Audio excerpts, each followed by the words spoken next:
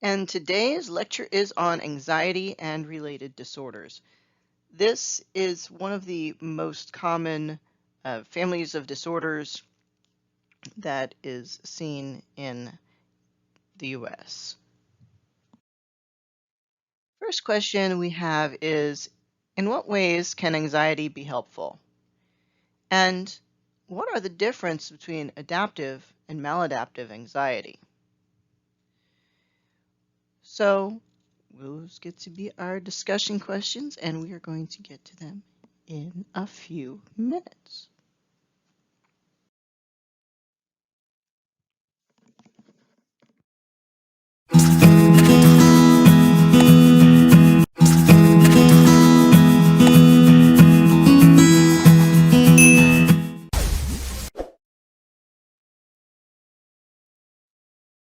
Psych2Go is a digital media organization that raises mental health awareness by presenting psychological topics in a digestible and relatable manner.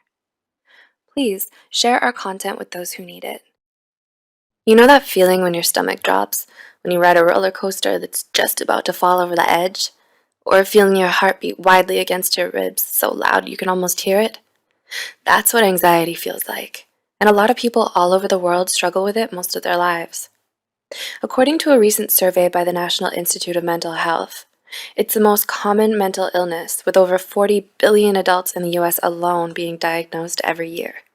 The American Psychological Association defines anxiety as a future-oriented concern that may lead people to avoid situations that trigger or worsen their distress. Often called the common cold of psychology, along with depression, it's one of the most prevalent and widespread mental health concerns today. Anxiety is an uncomfortable feeling, to say the least, but we mustn't let it rent space in our minds. Otherwise, it can end up taking control over everything, from your thoughts to your attitudes and behaviors. An important first step in overcoming anxiety is acknowledging it and understanding where it's coming from. So if you've been having a hard time figuring it out yourself, here are 6 of the most common causes of anxiety. 1. Overthinking, also called rumination in psychological terms. This is when you make a big deal out of everything to the point where every experience and interaction you have starts to seem negative. Reading too much into everything, from the slightest change in someone's voice to the subtles of facial expressions. It can be enough to drive anyone mad. Sweating the small stuff and never letting anything go can keep you up at night, obsessively thinking about that small mistake you made years ago. Overthinking can make you worry about the most unimportant details and twist everything in your mind into something much, much worse than it actually is. 2. Overachieving. While the high of excelling at something can be a wonderful feeling, in the end, it's not worth all the anxiety you end up giving yourself in the long run. Overworking yourself and feeling stressed out all the time leads you to becoming more susceptible to anxiety and depression. When you strive for unrealistically high goals, you're only setting yourself up for failure and disappointment. You may feel compelled to busy yourself with work or school all the time and feel guilty about relaxing and having fun. You never feel contented with yourself or what you've achieved because there's always some other mountain you think you need to climb. 3. Low self-esteem. In today's day and age, when popularity comes at the price of your privacy, the internet makes it easy for you to feel like you always need to impress everyone. Some people think that their social media presence defines who they are, so the pressure to be accepted and well-liked by others has reached an all-time high. This is probably why having a negative self-image has become one of the most common causes of anxiety everywhere. Insecurity is something that all of us struggle with, but failing to overcome it can cost you a great deal of happiness, energy, and peace of mind. Self-doubt can make the prospect of being judged and criticized by those around you absolutely horrifying. However, caring too much about what other people think and letting this fear rule your life is not healthy. 4. Pessimistic thinking. Similar to overthinking, pessimistic thinking is another kind of mind trap most people with anxiety find themselves falling into, a lot of the time. This means you're always worrying about the worst things that could happen in any given situation. Having a negative mindset about yourself, your circumstances, or those around you makes it difficult for you to feel calm, because you're forever finding something new to worry about. You can't turn even the smallest inconvenience into a downward spiral of anxiety and depression. It's hard to escape. 5. Traumatic events. Any negative experience you may have had in the past plays an important role in shaping your fears and anxieties, even if you don't know it. Our sense of self-preservation is so strong that oftentimes our minds will do everything they can to keep us happy and safe. This can mean avoiding anything that may have previously given us distress or anxiety. In fact, this is one of the most common reasons why we develop phobias. When it comes to anxiety, on the other hand, traumatic events teach us what to fear and be wary of, no matter how irrational it may seem. So, if you find yourself feeling anxious for seemingly no reason at all, it might be because you have some deep-seated trauma or lingering issues you still need to resolve. And 6. New experiences. Finally, trying new things and stepping out of your comfort zone is another one of the leading causes of anxiety. Certainly the most positive point on this list. The anxiety you feel here is actually a good sign that you're being brave and making a conscious effort to grow as a person. This kind of anxiety is more of a nervous excitement than a dreadful worry. Change can be scary, especially if it's sudden and stressful, but it's also one of the many constants in life. Learning to embrace change takes a lot of emotional maturity. Of course, the nervousness and worry that accompanies it is only normal. In fact, it can even drive you to do better and try harder if you let it inspire you and remind you of all the possibilities life has to offer. We hope you found this video helpful. Please like and subscribe and keep us alive. As always,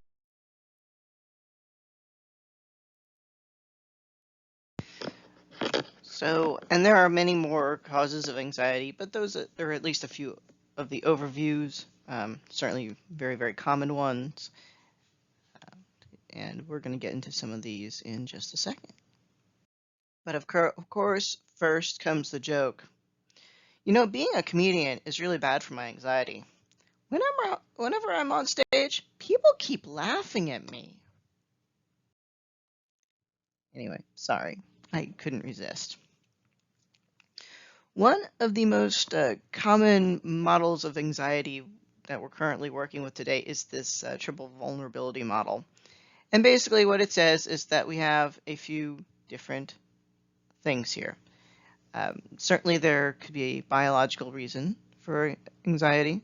It may be a genetic reason. This does tend to run in families. So there could just be something going on that could affect that. There are also psychological issues, which usually come from some form of really, really early experience. And these earlier experiences simply could be like maybe you were in a play as a young child, and it can go one of two ways. Either you have a great experience or you don't have a great experience.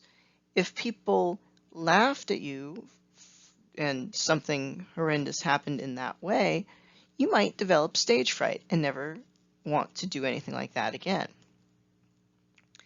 And in other ways, if you had a good experience, or at least an okay one, and you didn't get that trauma, you might not develop an issue with public speaking or anything like that. So you can look into things in your life where that early experience could have impacted something. There are, of course, other very specific vulnerabilities which just channel that anxiety one way or another. And but generally, you're mostly going to see the first two, because three, it really would depend on the individual. When it comes down to it, a lot of anxiety is some form of conditioned response. And one of the most famous cases is this case of little Albert, who they did this, they conditioned this baby to fear an awful lot of stuff. And this was done by Watson and many years ago, and honestly probably could not be done in this day and age. But they took this little, like I said, did take this little baby and caused him to develop this fear of this little white rat. He didn't have this fear at first, but because he played with the rat, they started making a lot of noise, and he associated the rat with this noise, got very, very scared, and unfortunately that generalized to a lot of other different things. Most commonly, they say, is he got this fear of things that are white. Well, it was more than that. He did also transfer this fear. It became things also that were furry, not and as well as things that were white. It was a really horrible situation. And he was able to maintain this fear over the course of his very, very short life. They never did decondition the poor guy, and he died around the age of 6 years old, never having deconditioned and having these fears for the rest of his life. And he didn't die because of the fear. He had a condition which caused excessive, like water on the brain, basically. And his mother, his mother was a wet nurse, and she got paid one single dollar for this whole trauma that her son was inflicted on.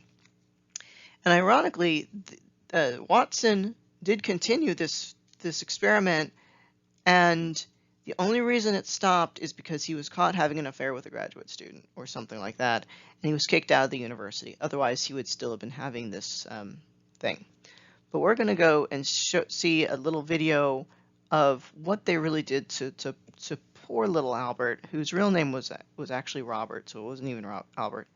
And we can see what you guys think of that.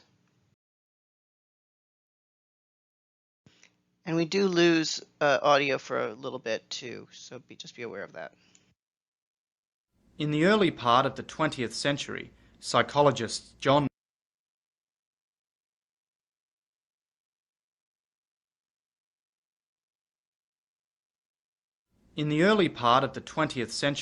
psychologists John Watson and Rosalie Rayner set out to teach a baby boy called Little Albert to fear white rats using the principle of classical conditioning. This is a film of their work. The film shows several phases of their study. First, as you see here, the investigators demonstrated that prior to conditioning, Little Albert had no fears of any animals, including, of course, white rats. So as you can see, he's not really scared of any of these things right now. He's okay with the dog.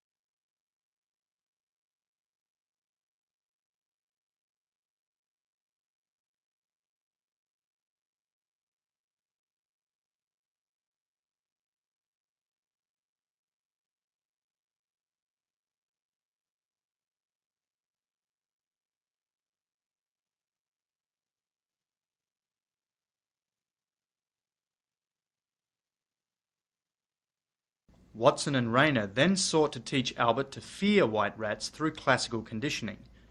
In the conditioning phase of the study, which was not filmed, the investigators struck a steel bar with a hammer whenever Albert reached for a rat, making a very loud noise that greatly upset and frightened Albert. After 6 such pairings of the loud noise and the rat, it was believed that the boy had been conditioned to fear white rats. That is, Albert was now expected to react fearfully to white rats whether the rats were paired with loud noises or not. In this next film sequence, we see Albert interacting with a white rat after the conditioning process. The investigators believed that the child's reaction during this trial demonstrated his newly acquired fear of white rats. Finally, the investigators expected that little Albert's conditioned fear of white rats would generalize to stimuli that were similar in key ways to a white rat. In this film segment, they were trying to demonstrate that the child now also reacted fearfully to similar objects, such as a rabbit, a dog, a furry object, and a white mask worn by Watson himself.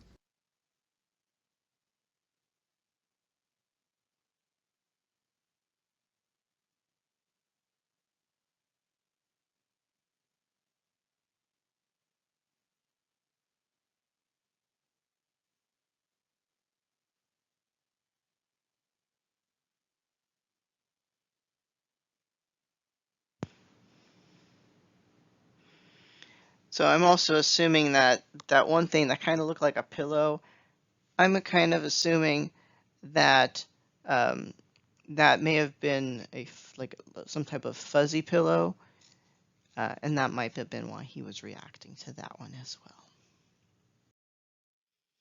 So there are several types of anxiety disorders, one of which is GAD, Generalized Anxiety Disorder. And the main thing that's going on here is that the person who suffers from GAD is pretty much constantly worried. And it is just one of those things that is their main characteristic. So if you're looking at, Piglet from Winnie the Pooh, does anybody remember what he was like? For those of you who don't, he was constantly concerned about things. He had pretty much, it wasn't like a specific thing he was concerned about. Basically, if something popped up, he was usually concerned about how and what it could mean, various things like that. So he probably would be diagnosed as having some form of anxiety disorder. He was just like, he always had some level of it. And that is something that you see in GAD. People that suffer from GAD have some baseline anxiety pretty much at all times. And it can be quite a rough existence for them because they are constantly like that. And that means that they even have issues potentially going to sleep, because if you are having problems going to sleep because you're worried, well, now you're going to end up probably having less sleep. And this could end up with a nasty level of feedback loop, because the less sleep you get, the more mistakes you might make, the more worried you may get, and it just ends up with this nasty loop. So that is something to be aware of.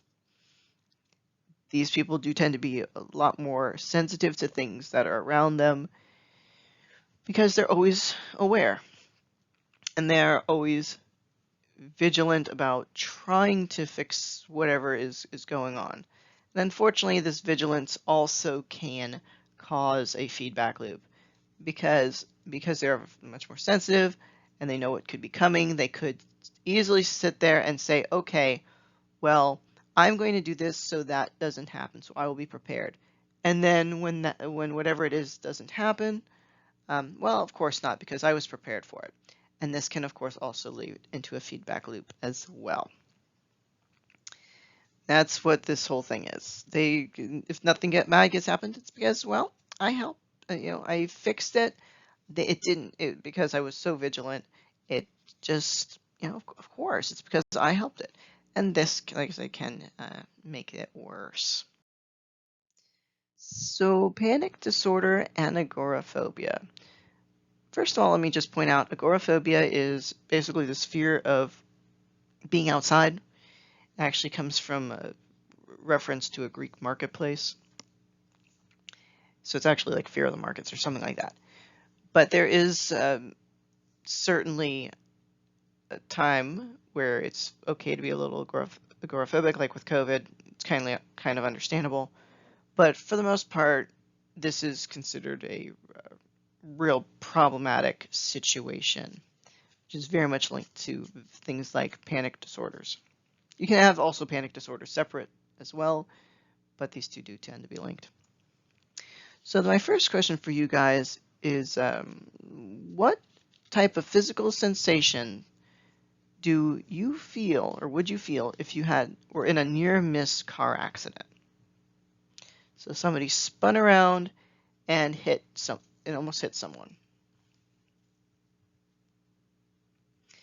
You may be in a situation where you are there. You may sit there and be a little jittery, have heart racing,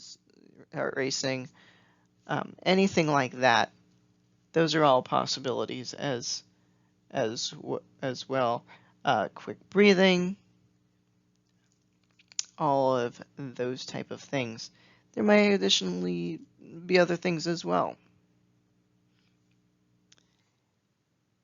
And part of those just end up being forms of anxiety of various, forms. They do share the same basis of these as having a panic disorder. And there are two types of anxiety, really. There's adaptive and non-adaptive disorder. And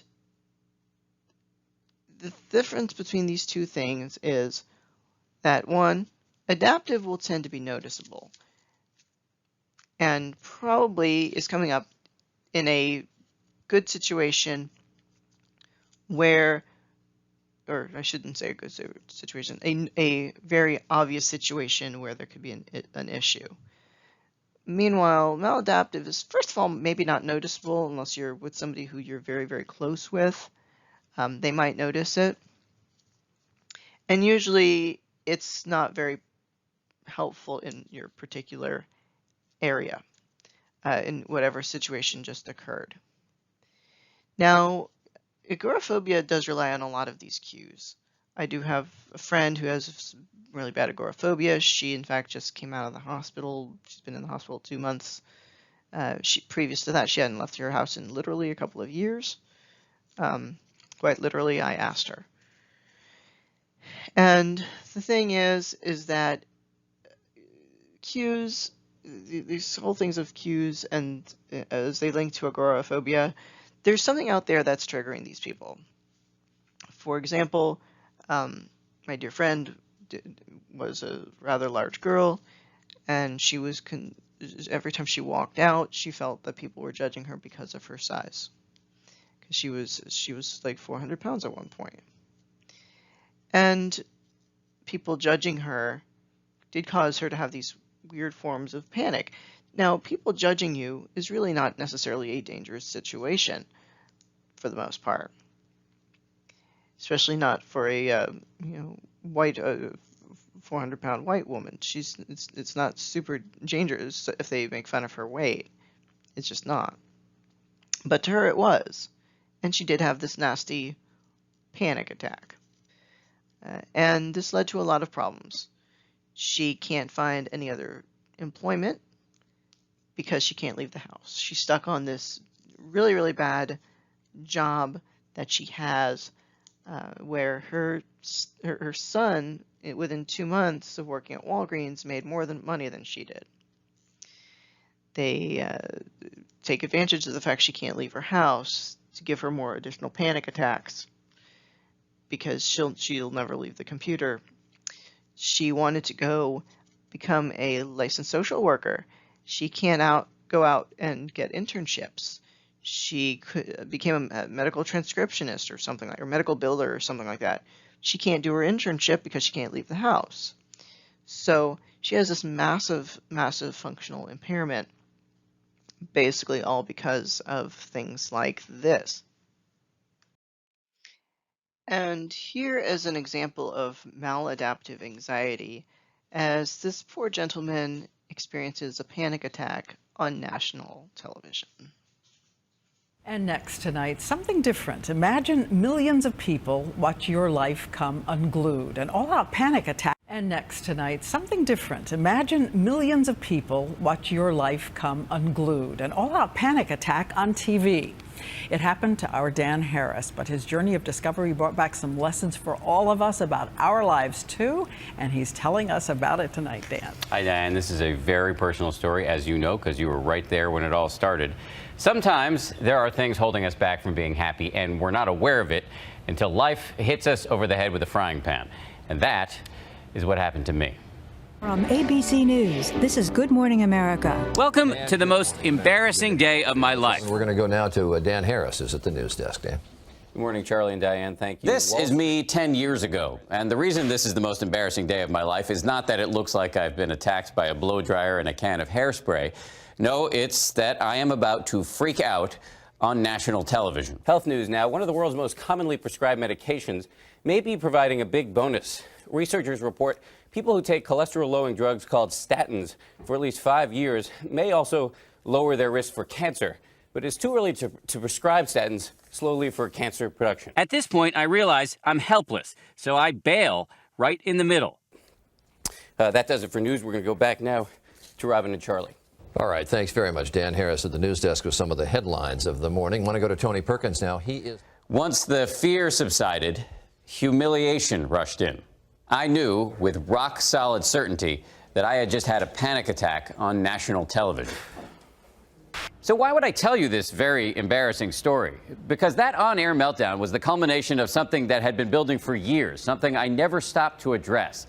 It's something we all battle, whether we have panic attacks or not. Call it the voice in your head. It's where I feel stress or when It's the inner narrator that can control us. Highly critical. Get in the way of living the life we want to lead. For Brian Simmons, it was outbursts of anger. I would act very reactively, very For Becky angrily Schmitz, it was emotional eating. Eating was like my security blanket. And for a young Dr. Mehmet Oz, it was a racing mind that kept him from focusing on one thing at a time. For me, saying a voice in the head is too benign an expression of what really happens. That massive cacophony that we hear, deafeningly loud. Does it surprise you at all how much time we all spend fixating on these self-defeating voices we hear? I've always been surprised how much time we spend wasting on the voices in our head telling us we're not good enough. In my case, like many Americans, my inner voice was pushing me to succeed. Annual New Year's party in New York. This is me in my late 20s. Thank you, Dan. Dan Harris. I had my dream job, but I also had doubts about whether I was good enough. But it's hard to do that. All right, I'm going to try it. 3, 2, 1. My solution? Become a workaholic. After 9/11, I volunteered to spend years in war zones where I covered the heroics of our men and women overseas and got a real taste of both the horror and the adrenaline of combat. After years of always barreling forward, when I finally slowed down, it was as if my mind revolted and I got depressed. And so, in my free time, I briefly but stupidly began self-medicating. And it was those recreational drugs, my doctor would later tell me, that almost certainly produced the on-air panic attack. But losing it in front of 5 million people became a turning point. It set me off on a strange, unplanned odyssey. The kind of search so many of us embark upon for answers, understanding, and strength. Ultimately, it would lead me to something I never would have expected, as it has for Dr. Oz and millions of others. Going inside my mind is no longer going behind enemy lines. After a journey that involved megachurches, self-help gurus, and brain researchers, what I found is something simple, scientifically tested, and completely free. It's being done by executives, pro athletes, and even the U.S. Marines. It's not a miracle cure, but I like to say it makes you about 10% happier. Much more on that tomorrow night right here. Right here. And again, Dan, for all of us who've been through this with you, wow, thank you. Thank you. Thank you. And learn about the simple answers Dan found. Yeah, I haven't read the book. Only God knows what he actually found that helped him, because I'm not going to pay for that when there are a lot of really good free resources out there. But if somebody wants to read the book, let me know and tell me what he actually did, because I can think of lots of possibilities. And here we have specific phobia. There are literally hundreds and hundreds of very specific phobias out there. If you name it, there's probably a phobia for it. But has anybody ever asked themselves what the difference is between a fear and a phobia? Well, there is actually a difference, although pop culture doesn't always make it look very, very clear. You can be scared of something and still do it. And that is basically you just have a fear of it. However, if you have a phobia of it, you're going to do everything possible to avoid that situation. Somebody who's scared of public speaking might do it and then just might not be happy about it. But somebody with a phobia of it will do everything they can to avoid the situation. They'll turn down opportunities, jobs, and everything else if there is even that slight possibility that that their phobia might be activated. Now you see here a giant spider. Very, very common phobia, and a lot of very, very smart people do have phobias. I can think right now of a professor at another university, that the one that I know fairly well. He's absolutely terrified of basically anything with either 6 or 8 legs. Spiders, huge issue with him, so much that if there is a spider in or near his office, he screams hysterically, and the person in the office next door, who's a clinical psychologist, has to go save him from this spider, has to kill it, and she has to remove it because he's just so bad with the spiders. And that's a perfect example. And this is a very smart man with a PhD, specializing in like various forms of neuroscience, but still he's got something that he's terrified of. But this whole thing is really, really common.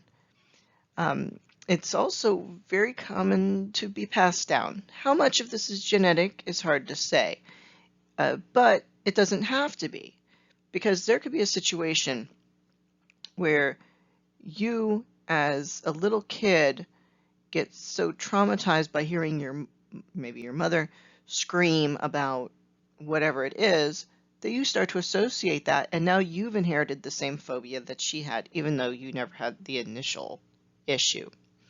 So there is this heritability. There also, of course, might be a genetic component. I'm not really sure, but certainly environment does play that role. They're very common. If you have a phobia, you're very likely to have more than one. I believe if you have one phobia, it's like 60% chance of having another one as well. And about 12.5% of people have at least one phobia, making this, again, very common. And here's another anxiety disorder. This one's called SAD, social anxiety disorder. And this isn't really a generalized worry. This is more a very specific issue, well, with social situations. So you can still have adaptive versus maladaptive like every other situation. For example, coming in late to class. Coming in late to class, if something comes in, your professor is going to probably say something to you. They very well might. You may also have all eyes on you when you are performing on all of this. You may walk in and, well, people are going to notice. There are ways, of course, around being late to class. An adaptive way could be, okay, I'm late, came in late. I have to set my alarm 10 minutes earlier to make sure I'm here on time. Or maybe I'm not going to pay attention to my roommate, or something like that. A maladaptive thing with coming late to class could be that now you just don't come to class, which is its own problem. And SAD does create a functional impairment, just like all these other anxiety disorders will tend to do. So what types of situations might someone with SAD avoid, and why might they avoid them? Okay, so they might avoid networking situations. They might avoid interviews. They might avoid anything that they have to interact with somebody who they don't know. And this can be problematic. They may not pick up the phone. They may choose to avoid that situation too. It's a lot of possibilities. And what role might social experiences play in the development of SAD? Well, fact is they're learning a behavior which is constantly reinforced. So they might avoid a situation to avoid maybe getting beaten up. If they're just avoiding the bully, well, that's fine, but now they might start to generalize this and avoid other people as well. And like I said, both internally and externally is that reinforced. Externally, they're not getting beaten up, and internally, they're feeling like they've fixed the problem by doing that, and it gets into a feedback loop as well. Post-traumatic stress is a huge thing as well. One of my first clients was somebody who was reenacting Korea, the Korean War, or police action, depending on who you listen to. And this is can be somewhat troubling. I've also had more than my fair share of post-traumatic stress as well. And the symptoms of this are things like re-experiencing situations. My client constantly was having nightmares and flashbacks and thoughts about Korea. Now, Korea did not last very long. It only lasted a few years. And this was 50 years prior. He was still re-experiencing this every single time, which meant it strengthened and strengthened some more. And of course, in his case, it was much easier to avoid the places and the feelings, or at least the best he could. But if somebody with PTSD, I mean, obviously he didn't go back to Korea, but if you have a issue with PTSD, you might have an issue returning to that campus where you got assaulted, or that building, or that restaurant, because you're doing everything possible to avoid that whole situation. People will tend to startle very, very easily. It is not uncommon for somebody with really bad PTSD to not let anybody go behind them, because they don't like it for one reason or another. It could be experiencing a flashback, or because they need to see you at all times, because they know that they startle very easily. Somebody with PTSD, I would suggest not running up to them and going boo, because it might not be great at it. So they could be on edge very, very often.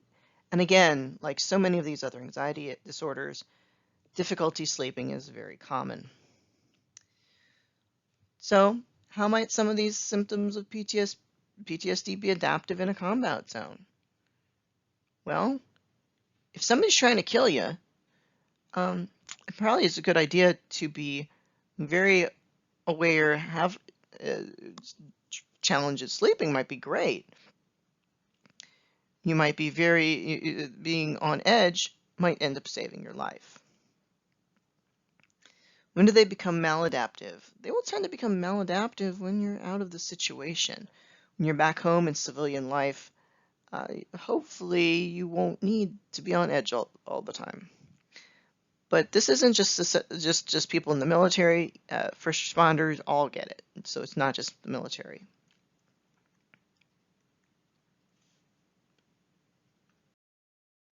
So all of this thing about learning and PTSD, all of this comes down to learning, all of it.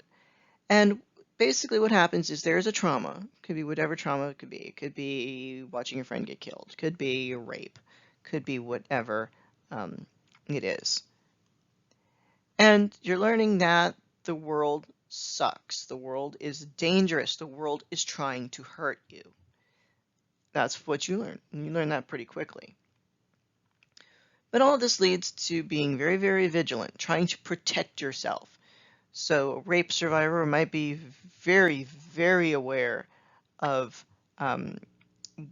where they are, where everybody is, where somebody could run up and grab them. They may end up with a couple of weapons on them.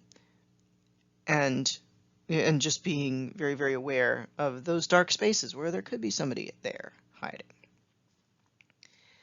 But that hypervigilance is great, but at some point or another, nothing happens, which is then actually increases the hypervigilance, because the understanding is that it didn't happen because they were hypervigilant.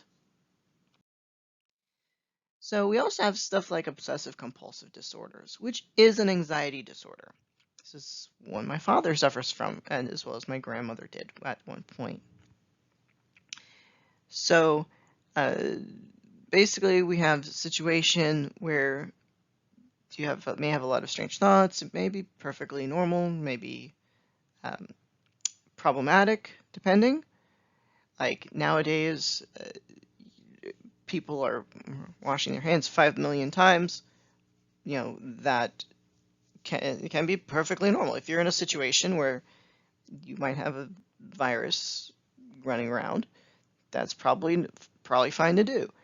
If you're working in food safety, if you're working in a hospital, there's that. But it's when these obsessions become really weird and seem to be really out of place. Sometimes people double check. My father's situation was that he checked all of his locks 10 times. So he'd go 1, 2, 3, 4, 5, 6, 7, 8, 9, 10, and then move to every room, external door in the house.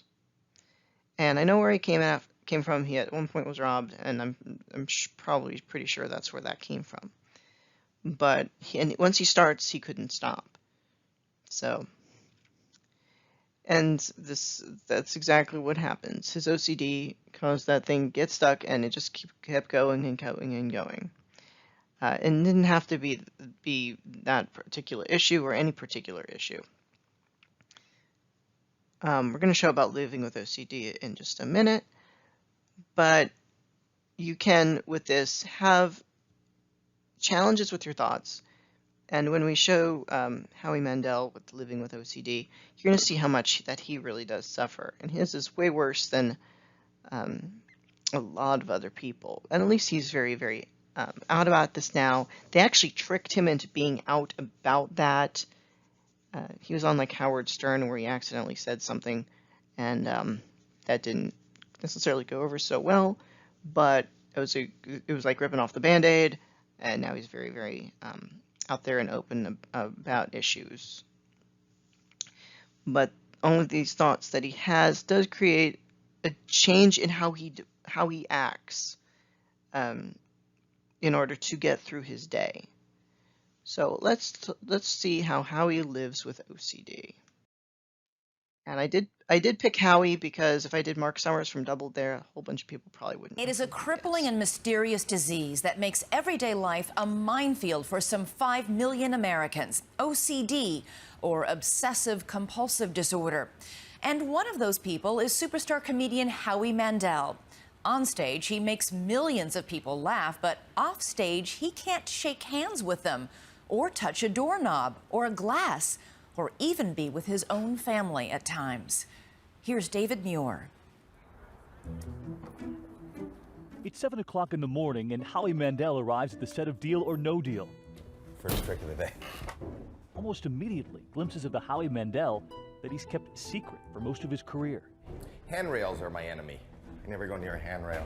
I won't open those things. I would never serve myself. I wouldn't touch this because a lot of people have touched that. This is actually my nightmare. Mandel has Obsessive-Compulsive Disorder, OCD. I love this. Every door should just push out. His obsession, germs, an obsession made famous with his trademark fist bump. And what's the difference between shaking the hand and the fist bump? In my mind, this is a petri dish. Otherwise, I would spend the day as I have in the past in my life in the men's room, rubbing and scrubbing and scalding. But as we were about to learn, Howie Mandel's OCD goes far beyond that fist bump. Off stage, it is all-consuming. Look, everything's brand new each day. That's normally how a workstation looks. Look at my stuff. It's all brand new, not touched. Even Mandel's trademark bald head is this way by choice. This feels so streamlined and so clean. You know, it just feels cleaner.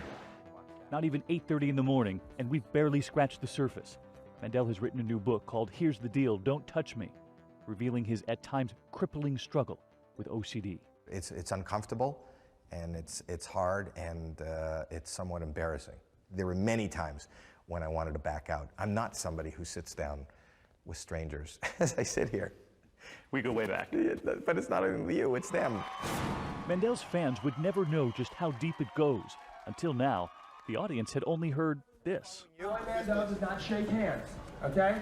Howie You either Mandel does knuckle not him, you can hug him. You can knuckle him, you just can't shake his hands. Backstage, it's the rush to the set.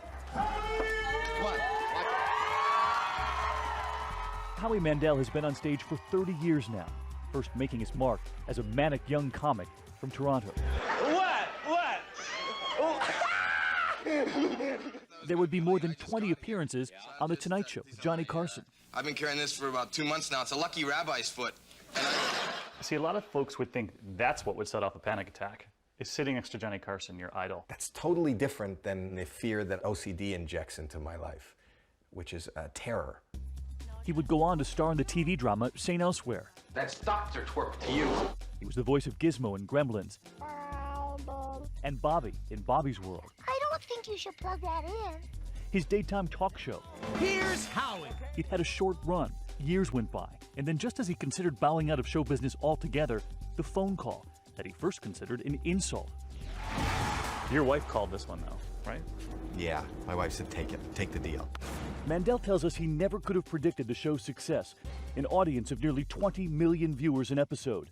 Nor did he imagine he'd ever be talking about his mental illness. You dropped the pill. Yeah. As our camera rolls, yeah, it's right here.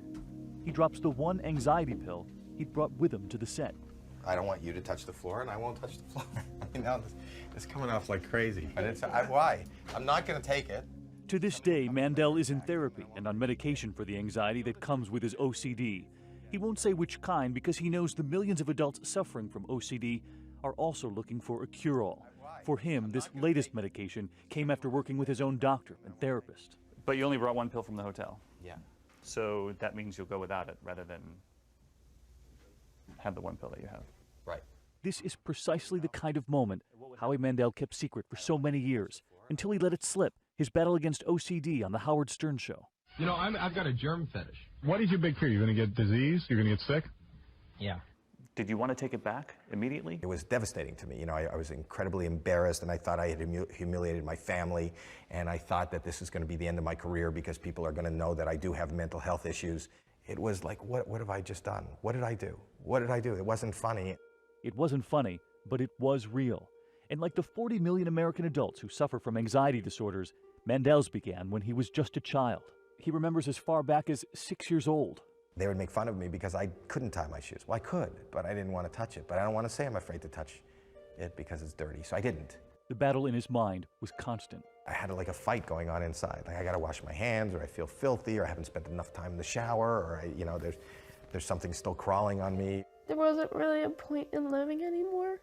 Mandel is aware of the children we've reported on here after documenting their struggle with OCD for more than a year. Their own fears of germs had become debilitating. Like Bridget, afraid of germs from her own family, unable to sit on the same couch as her mother. Oh, don't. Okay. There was Michelle, who spent hours in her shower under the scalding water. I pulled her out of the shower and she just sat on the floor and rocked and crying.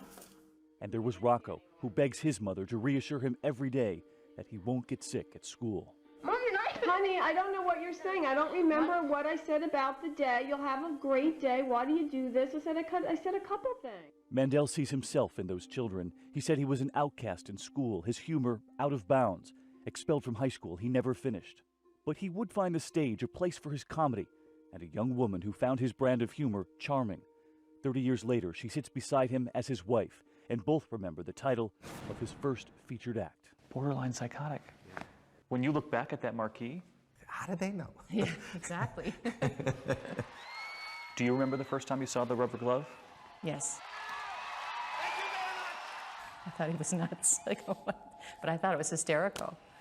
But even then, the rubber gloves were no joke, carrying them for more than his act. And you knew that at the time? We didn't know it was OCD then, but I did know that he took a lot of showers. He had certain rituals that he did, but I didn't know what it was. She also didn't know it would get worse. In describing what life is like, Mandel pointed us to the movie The Aviator. Remembering the portrayal of Howard Hughes, he said, there were striking similarities. At the end, he ends up naked in a room locked away, urinating into a bottle, and he doesn't want to face the world. And I said, you know, there are times, and I'm not exaggerating, when I'm that close to that. How many times do you think have you been that close to that scene, kind of trapped in a room? There's a couple times, moments in a month, when it's just hard to go out or you know, face anything. A couple of times a month, paralyzed by his fears, and we wondered, how was he able to be a father? How did you raise 3 children? That was tough. That was tough. The kids, when they were crawling on the floor, everything, it was so hard for him. And there was this, a second house built in the backyard for Mandel to escape the germs of his own family. A solitary place where only Howie Mandel would go. And it's embarrassing and it's hard, especially in front of your child. We have constantly told the kids Daddy's behavior in those moments is not something to be emulated. Are you able to hug, kiss, touch? Hug, kiss, do everything. It's just for whatever reason, it's the hands. It's the hands. I mean, if somebody's sick, I'll leave the room. Even the kids, if the kids are sick.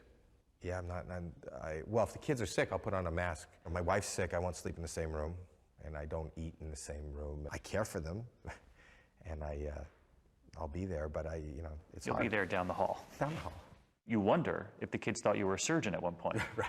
I think I was being somewhat, trying to be a little bit entertaining. But there aren't many dads who walk around the house with masks. But you know what? The truth of the matter is, whoever your dad is or whoever your family is, that's your norm.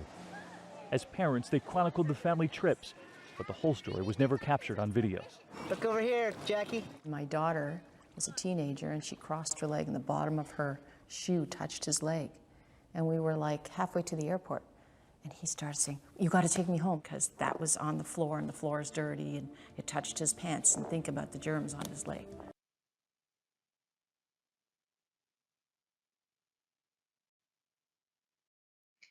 So, as you can tell by that video, Howie Mandel has a really real issue with this whole thing about germs. And all of this was a learned behavioral response, and he's just reinforcing it, is what this comes down to.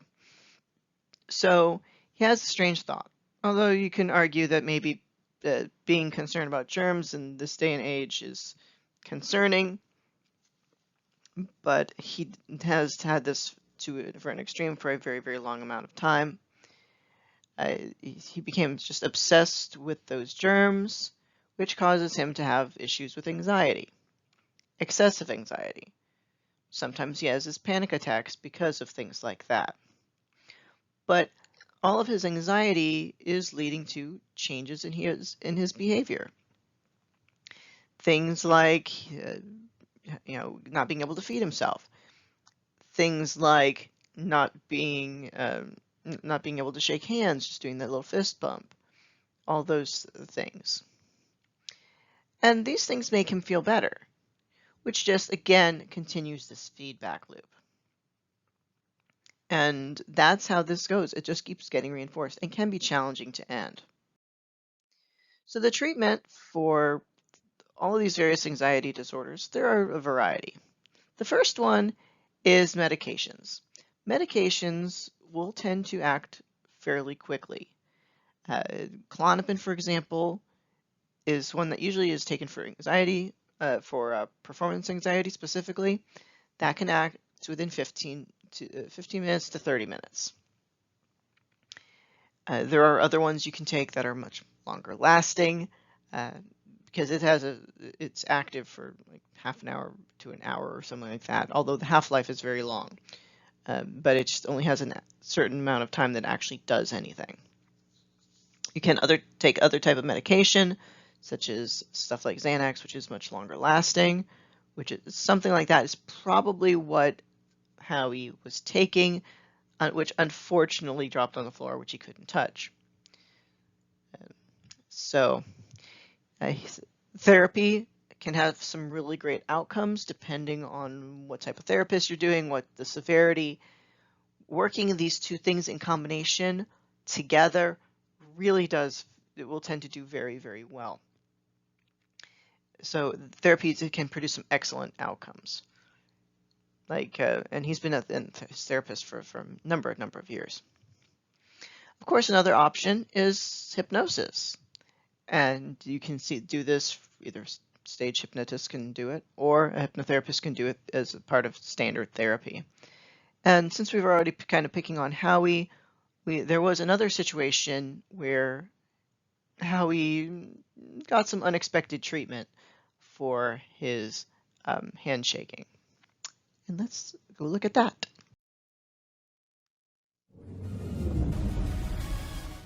What's your name? Chris Jones. And where are you from, Chris? South side of Chicago. Then what do you do, young man? I am a professional hypnotist. I do college and high school shows. Okay, so show us what you do. All right. We're going to make one fast disclaimer. And Howie, I would love to borrow you because I did grow up with Bobby's World. Oh. Nick is going to come out here. He's going to make a little disclaimer. Okay, Yes. all right. Give a big round of applause, and thank you. I'll see you in just a moment. All right. What's your name? Chris Jones. And where are you from, Chris? South side of Chicago. Then what do you do, young man? I am a professional hypnotist. I do college and high school shows. Okay, so show us what you do. All right. We're going to make one fast disclaimer. And Howie, I would love to borrow you because I did grow up with Bobby's World. Oh. Nick is going to come out here. He's going to make a little disclaimer. Okay, Yes. all right. Give a big round of applause, and thank you. I'll see you in just a moment. All right. The real deal. It's a serious situation, ladies and gentlemen. If you do not want to be hypnotized, now is the time where you can get up and leave your seat and go out. Where are you going, man? You have to stay. Anyone else, though? Honestly, anyone in the audience? Oh, there's a lot of people who don't want to be hypnotized. This is interesting. All right, here we go. All right. Chris, stage is yours. Yes, everything but my hand. Nothing's been set up. I just wanted to ask permission, ask consent from one of my heroes from my childhood that I could touch you with a fist pump. I just don't shake hands. That's okay. I'm going to try something real fast with you. Make your legs become stuck, your back become stuck, but relax, okay? Arms like this, please. Try to resist, okay? Am I holding back? Just try to resist. Yeah, be as strong as you can. Good. And one more time, resist. Unequal pressure. You're very sturdy. Relax your arms. Can I ask, how old are you? I'm going to be 60 this year. Happy birthday soon. Happy thanks. In my hands, you're just going to imagine there's a clock, and it's going to go from 60 to 5. Look right here, please. 60 is the time. Deep breath in, and as we go back, you'll be 50 is the time. We are also not allowed to show Chris hypnotizing on television. So as we speak, he's currently hypnotizing Howie, and now 10 years old. it's quite interesting. Staying up past your bedtime, another deep breath in. 5 years old. Imagine, picture, and feel in your mind that you're 5. Try to resist, stay right here. 5 years old, there's no strength in this body. I will touch you on the shoulder, your chin will go towards your chest, sleep, but do not fall. Relax every muscle. That person passed out. Relax every nerve, relax every fiber. Let your chin touch your chest. And I will say the word, sleep. Sleep, relax all the way down. Let go. Howie, hear my voice in a moment. Howie, hear my voice. This is the only suggestion I will give you. Gloves are okay with you. You're not afraid of germs in gloves. I'm wearing gloves now. I'm a huge fan of you. You accept handshakes with gloves. I'm now wearing gloves. You'll imagine, picture and feel in your mind. This is good. Take What you should have gotten to. Listen to my voice. Imagine that I'm wearing gloves and you will shake my hand, Howie. Deep breath in. 1, 2, 3. Wide awake. Huge fan, always. I'm wearing gloves now. I want to extend to you, thank you so much. I have nice gloves on. That'll be great, please. I appreciate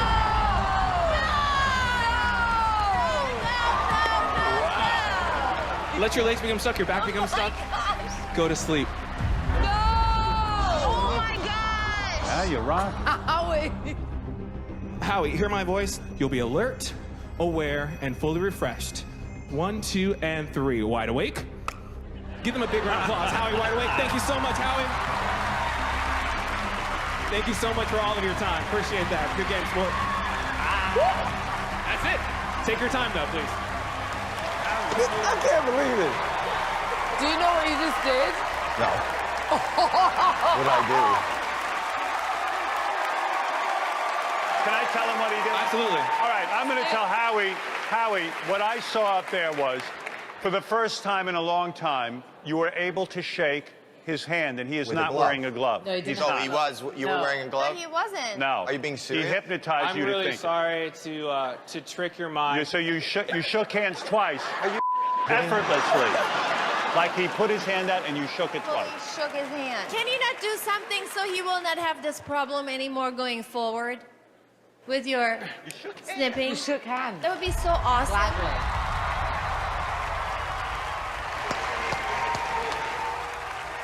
Just get rid of his Agoraphobia altogether. Yeah, why don't you have him get rid of it forever? What are you doing?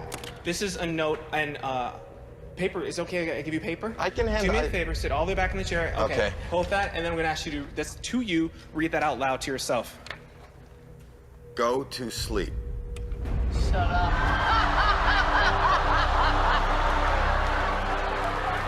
Shake his hand. Can you do something? In a moment, everyone has on the smallest, thinnest latex gloves. You won't notice it, but everyone is wearing gloves. Wide awake, my friend. Hi, nice to see you today. I see you. That was crazy.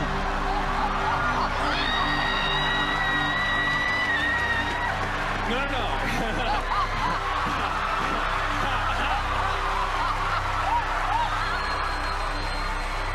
That's crazy.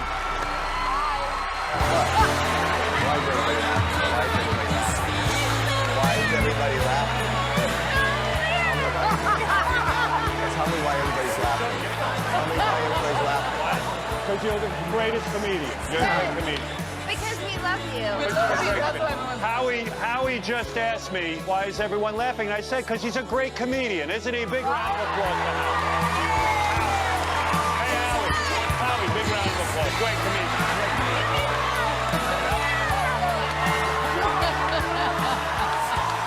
Howie, do me one more favor. Point one finger towards your face, please, and then look at your finger. It's the strangest thing to do. Look at that finger. Let that finger touch you on the face, please. When that finger touches you on the face, you'll go back to sleep. You'll be stuck to your chair, but you'll go back to sleep all the way down.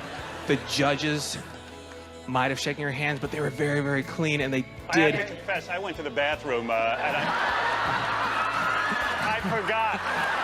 I forgot. Howie, take a deep breath, and you will not go back to sleep any longer. Wide awake. Clap it up for Howie.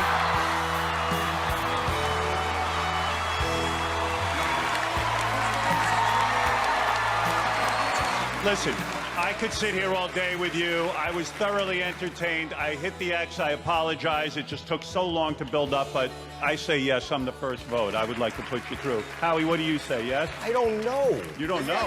You're a judge. Doesn't matter. So, so you can certainly cut back on OCD with hypnosis. Now, this actually did drive the hypnosis community a little bit crazy because Howie really was not actually consenting. He consented to be a volunteer. He wasn't consenting to the specific thing that he did. So he ended up with some more additional issues, but his therapist, when he got back to talking to the therapist, his therapist, not the street hypnotist, he said that the hypnotist probably did much more good than bad as far as breaking through things. Now he's going back to not shaking hands anymore, as it is my understanding, but and he also feels betrayed. And the hypnotist community was very concerned about the whole consent situation. But as you can see, it can work pretty wonderfully. So we just have a few discussion questions. How might parents play a role in their children developing anxiety?